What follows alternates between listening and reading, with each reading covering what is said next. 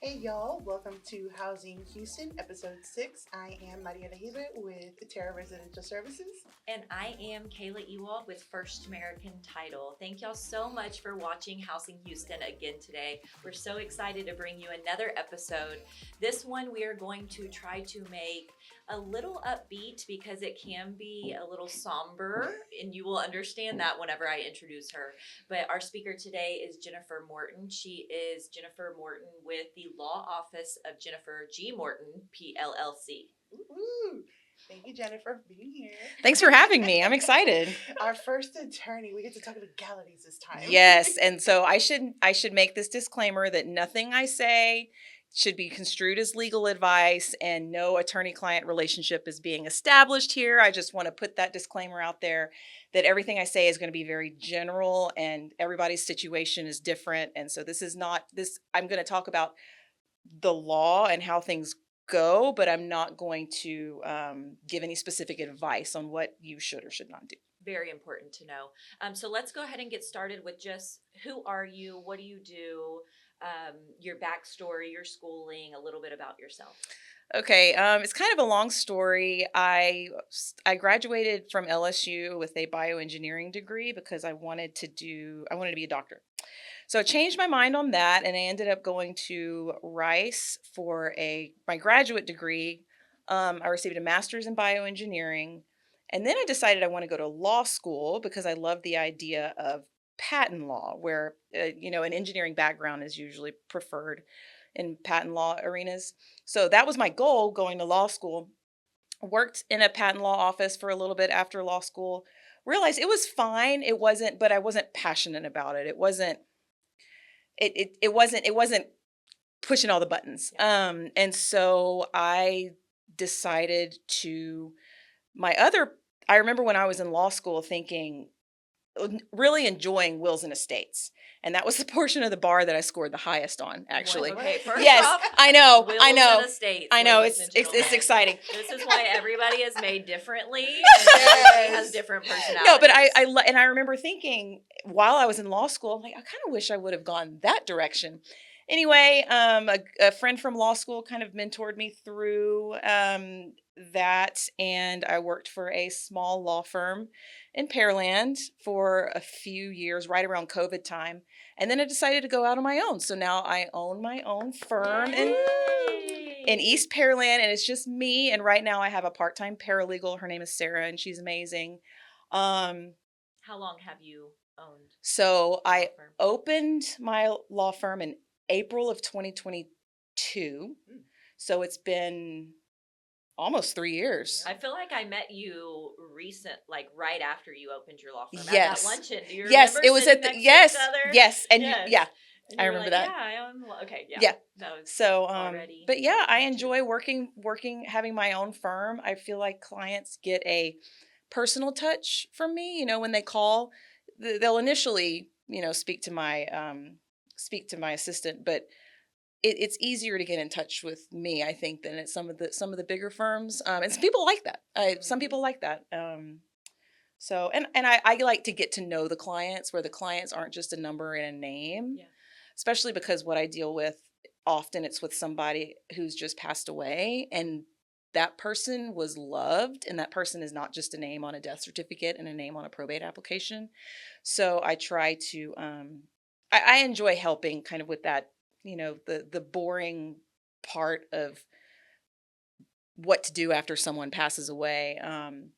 Kind of taking that off their plate and trying to make it as easy as I can, and so they can grieve. So now do you feel like you wake up and you are passionate about what you do? Because I know you mentioned early on you were trying to find that and fulfill that, and you feel like you are where you're meant to be. I am, because I meet my clients and I see the relief in their face when they walk out the door knowing that everything's taken care of.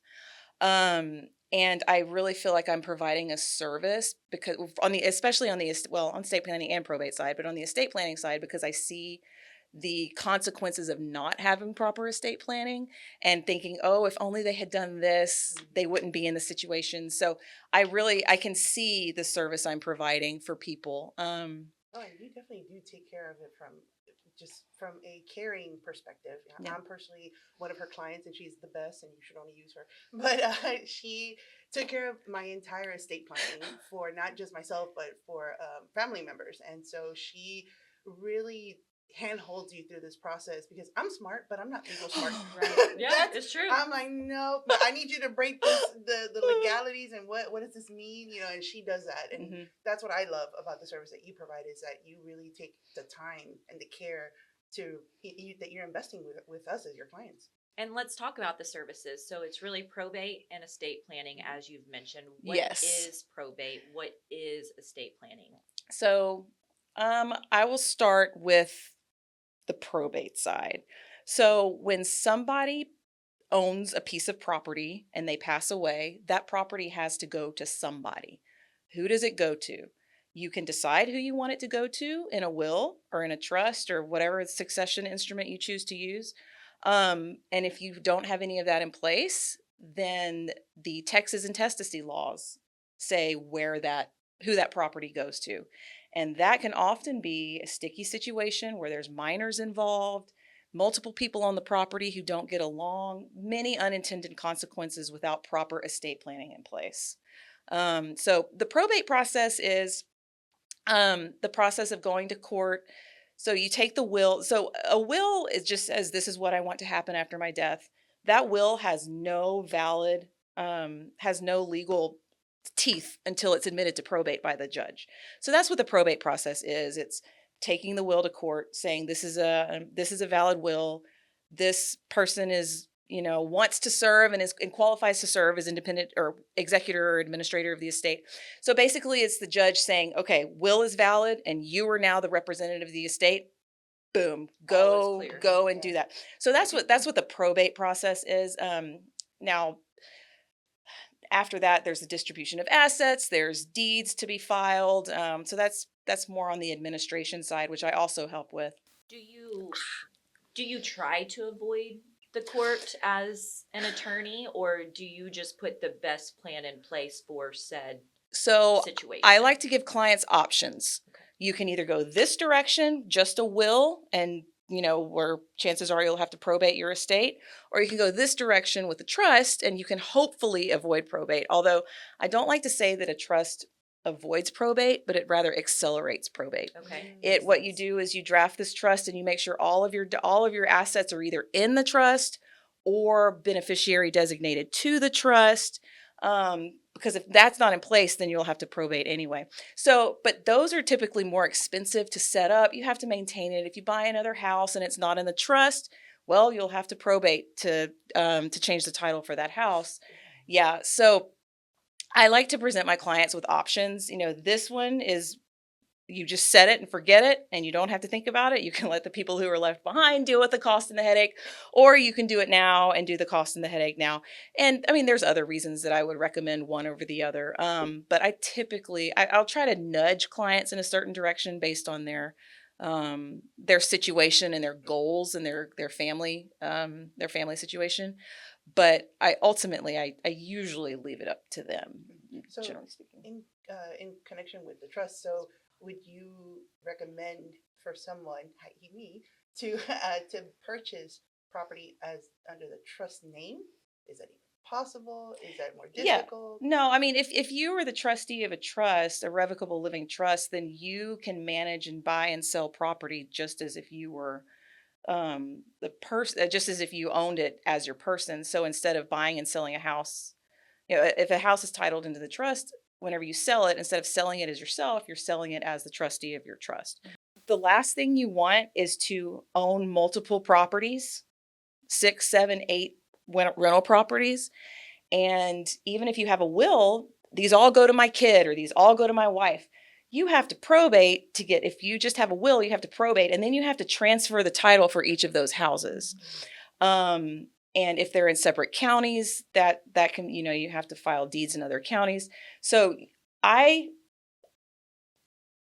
if someone owns more than one piece of real property in Texas, I will usually suggest a trust and then titling all that property to the trust. I mean, that's not just to help with the succession of those properties without having to go through the probate system. Now, that's not for everyone. There's a whole lot of factors to weigh whether that's the smart way to do things. Is it commercial property? Is it a residential property? Or how much is this property worth? Or how old is it? Who you want it to go to? There's a lot of factors to consider, but you do want to think about, if I own all of this property, what happens if something happens to me? I'm the title owner.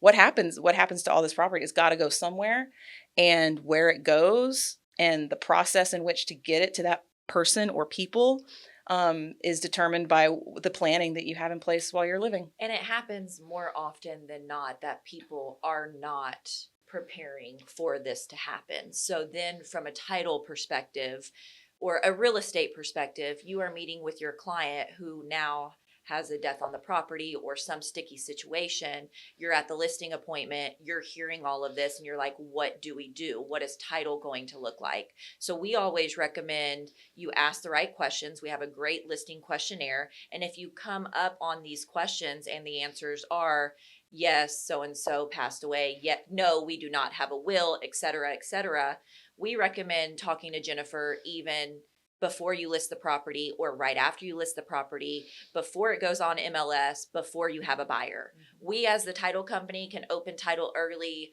do all of the clearing and work on the airships and work on the probate stuff with our attorneys, but it is going to already be a sticky situation because you're at title. So we always say prepare and talk to Jennifer before or right as you're listing the property, and she will clear it for you. And part of the probate process is making sure as best I can that title is clear for this property. If somebody comes to me, I've passed, my loved one's passed away. I need to transfer this property to someone. I always like to look back and see, okay, who owns the title to this property now, and fix any of those issues if necessary. So before you go to sell the property, hopefully title's not going to find much, at least going back a few. Once the buyer comes along, we want to have everything pretty smooth to get to that closing table, just like a normal closing would be. Mm-hmm. So ideally, with dealing with probate and estate planning, what is the ideal client or scenario that for us to come to you or to send a referral to you? So anyone who doesn't have an estate plan in place, and especially those for whom a lack of an estate plan can result in unintended expensive consequences. You have minor children. You have, multiple properties there. So I think everybody needs to evaluate. I recommend everybody have an estate plan first off, even if it's just a will, that's fine. But I, look at your situation, look at how much money you have, what kind of assets do you have, and think about if something were to happen to me today, then what would happen? Where would all of this money go? So me as a mom of two little boys, I should still come to you and plan for if something happened to my husband and I, and making sure that they're taken care of. Is that? Yeah. So because what I've seen happen before is when a minor inherits title to a property or money, there's typically 3 ways for that minor to inherit. One, like you can deposit it in the registry of the court, but it has to be under a certain amount of money, and they get it when they're 18. You can set up a guardianship of the estate, which is expensive, and also there's limits on withdrawing. Or you have to ask the court to set up a trust with a corporate trustee. Now, those are the situations when there's not already a trust in place for these kids. And a lot of times what will happen is a lot of the assets will get eaten up in forming that guardianship of the estate or forming that the court order trust. So it's always good to think about.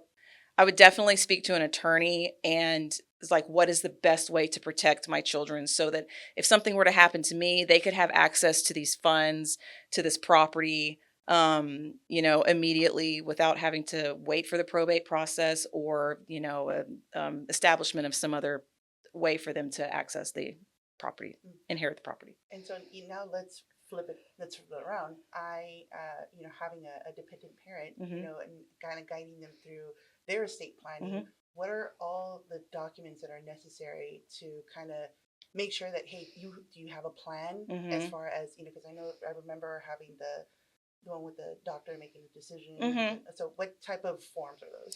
Okay, so my typical estate planning package, I say mine, I think most estate planning attorneys are very similar. It's some sort of estate planning instrument, a will and or a trust, maybe some transfer on death deeds, ladybird deeds thrown in there. But usually we also include a statutory durable power of attorney, medical power of attorney, a HIPAA authorization, and an advance directive. And those, so the statutory durable power of attorney, that gives someone the ability to step into your shoes and perform any like financial task for you while you're living. After you die, it has no effect. People will come to me and say, "I have power of attorney over my dad, and he passed last week." I'm like, that's not no. So that's typically what I offer. And there's other things that people will request, anatomical gifts, do not resuscitate orders, guardianship designations. But yeah, so we're just kind of thinking about end of life, worst case scenario, incapacity situations, how we can continue to manage your assets in your life if you ever become incapacitated. Gotcha. Yeah, because I also remember you guiding me through. Don't forget to tell the bank with her bank account, make sure that you have a, what is it called? Adding the person. Beneficiary Yeah. And I just want to bring this up while Mariela is talking about her mother. It's very important that so I get adult children bringing elderly parents into my office. I mean, that's common. But it's very important that parent knows what they're doing. They have to have a lucid moment when they sign that will. They have to know what they're signing. They have to know who their people are. They have to know what kind of money they have. I mean, if it looks sticky if somebody brings mom into a will signing and says, I'm cutting out all my siblings, everything's going to me, and mom doesn't know what's going on, and she signs. So if you in my office, my policy is if you bring your elderly parent into my office, that's fine. But I will ask you to leave the room and talk to your parent alone during the consultation, and then again alone during the signing. Similar on the title side. Yeah. Similar on the title side. We need to know that they're sound mind. Yeah. Okay, so we discussed probate a little bit earlier, and you discussed different counties have different probate requirements with the court, etc. Are you licensed throughout the state of Texas? I know you mentioned going to LSU. So do you also practice in Louisiana? So I don't practice in Louisiana. I'm only licensed to practice in the state of Texas. And if you're licensed to practice in the state of Texas, you can practice anywhere in the state of Texas. So as far as probate services, I typically hang around Houston.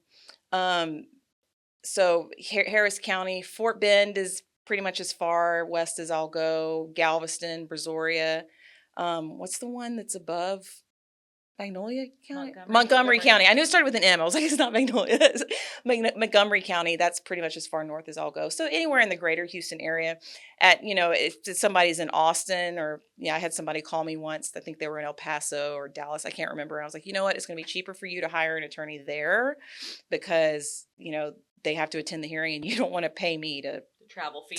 Yeah. And not all courts allow Zoom hearings. And so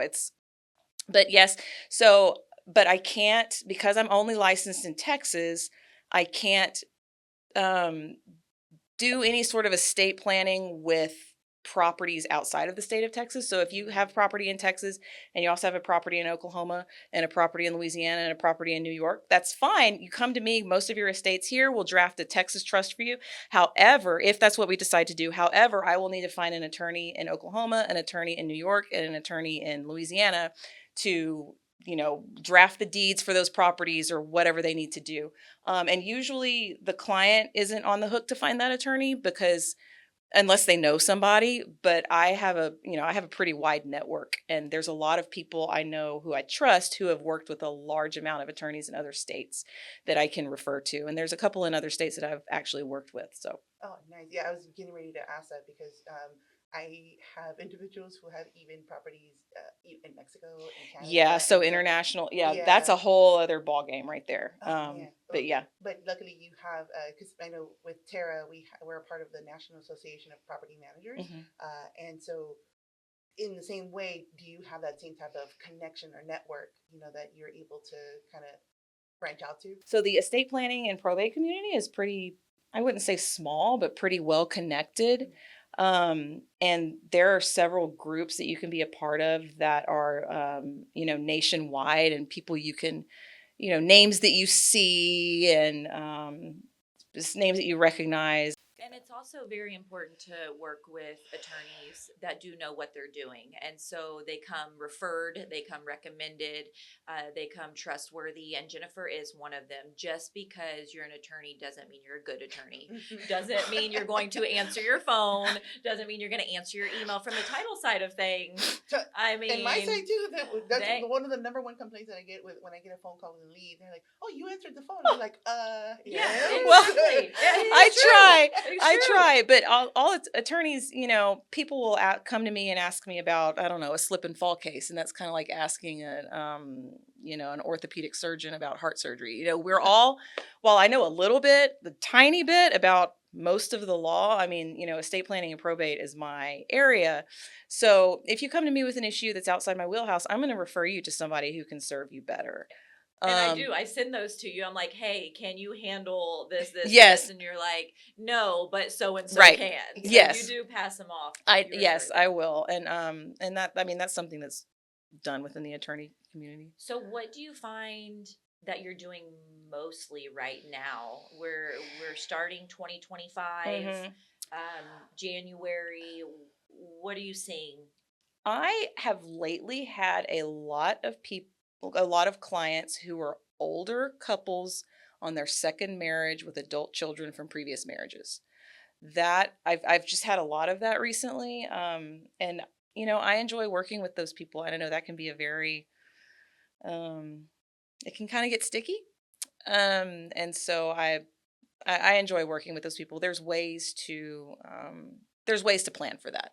Okay, so what do you say to somebody that has property with their spouse and they expect it to just go to their spouse if something happens? Yeah, I've had people say that before. They're like, oh, well, if I die, my spouse is just going to get the property. Well, that may or may not be true, depending on whether it's community property or separate property, and whether there's kids from outside the marriage. I mean, there's a whole lot in Texas law.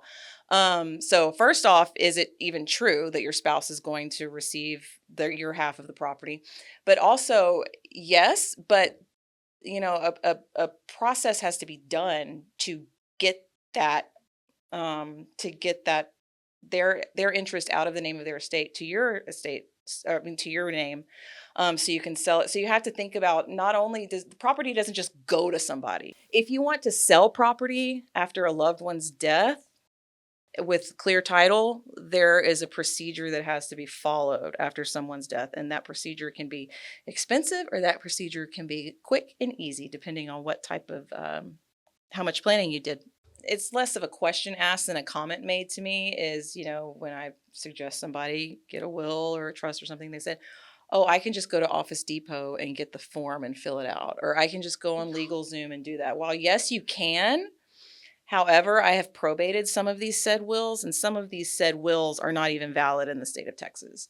So let's do that then. Yes, so I recommend finding an estate planning attorney, speak to them, be sure your documents are valid. Also, even if the will is valid, there's things left out that are important that, will just add to the probate process if it's not there. An estate planning or probate attorney will know what that language is that needs to be in the will, and will save your loved ones quite a headache. Headache and money too. And money. So. Very cool.